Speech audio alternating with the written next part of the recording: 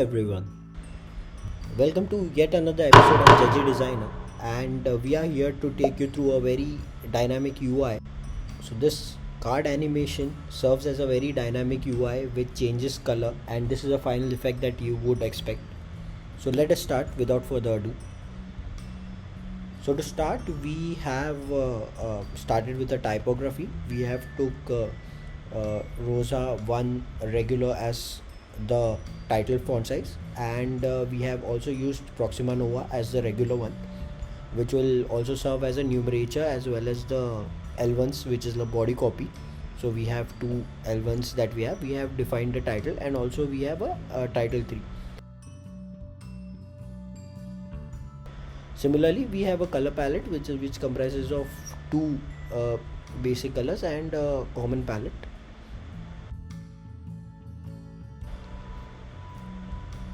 As you would see, we have nicely placed the colors, and we have used Proxima as the initial font, and we have also used Rosa 1 as the title font for the same. Here we have used contrasty colors, so we have used a palette of two where the card and the background is contrasty. We have also used a similar set of iconography throughout. So here we have an iconography that is filled. We have a nice set of card that we have designed, and we have highlighted just the icon but not the background.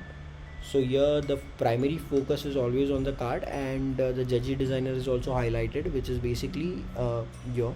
Also, as you can see, icons have their own titles, which is basically send, receive, wallet, because the icons are not universal. We have also highlighted entire call to action, which is the four basic call to action. Also, transitions have a similar set, and today acts as a filter along with all the transactions that are listed below. Also, we have a base navigation of four icons.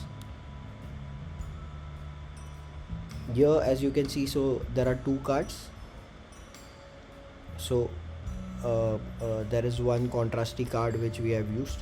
Similarly, we have used four cards for the same. So let me show you how the entire prototyping work and how things are between the prototypes. So let's say when we click on the first card, so either it can be click, it can be a drag. So we are just using click for reference. It can be a drag for your sake.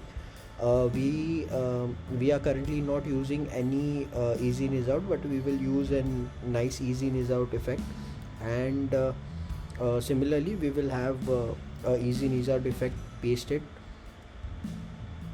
on the second card. So if you want to enhance the duration and split time, I would suggest a 0.6 second.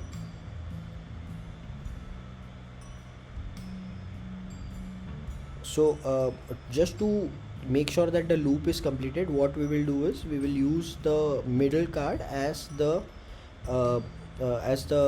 mediator card, which will connect and take us back to the first card, so that the entire transition is summarized in a loop. So as you can see, I'm just taking the last card to the first card, joining the last card to the first card, so that it acts as a loop, and I'm just making sure that everything is 0.6.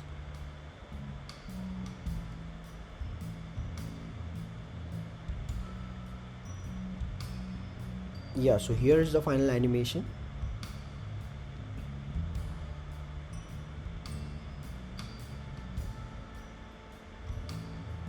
As you can see, it is quite natural, and all the colors are pretty nicely contrasted. Also, all the colors are dynamically changing, including the icons, the transactions, and the base icon colors. So here you can play with a lot of icons and different colors and different cards throughout the entire UI. So these are just the three palettes that we use. There are multiple palettes that we can use eventually and gain the same results. If you want to check palettes, you can check in a lot of videos that we have currently processed for color palettes websites that you could go and check how color palettes are.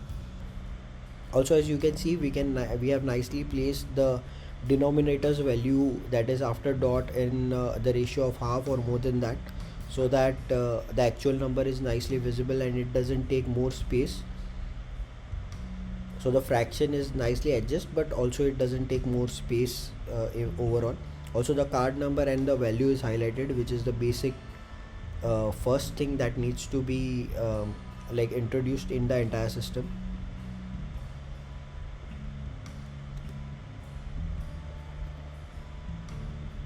I hope it helps you in creating your own personal UI. So please make sure you subscribe for more great tutorials. Be judgmental, stay judgmental, and don't forget to press the bell icon.